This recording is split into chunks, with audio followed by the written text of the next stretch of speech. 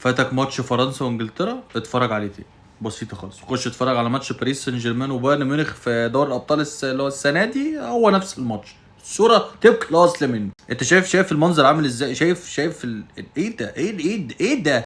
وانت يا ابني بقى، يا ابني اهدى بقى، يا ابني بقى كفايه جوان بقى، ايه اهدى بدل ما كشف لك على وش امك. الحكم ما قدرش اصلا يكمل الماتش، جاله شد من كتر سرعه الريتم. اغبى لعيب شفته في تاريخ البشريه، اقسم بالله انا ما شفت غباء كده في حياتي، ما شفتهاش في حياتي. الماتش ده كان هيخلص 6-4 لفرنسا بسبب غبائك انت، الماتش دلوقتي بقى 5-4. وده احلى معصر طبعا ان ساكا يجيب هاتريك في فرنسا في الثالث والرابع، ده احلى معصر. انا مش، لا في حاجه غلط. وانت قسما بالله ربنا بيحبك حب، انا مش يعني، انت مش فاهم انت كان هيحصل فيك ايه في بكره في الجرايد الاجنبيه او الانجليزيه لو كنت خسرت الماتش ده.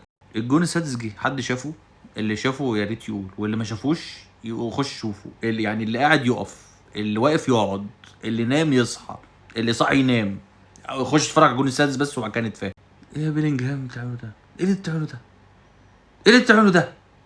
ايه الجون ده؟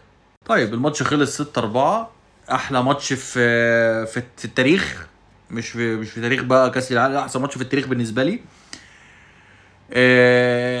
حلو على ديشامب كده، اعتقد بقى زيدان يمسك عشان انت كده مش احسن حاجه في الدنيا يعني.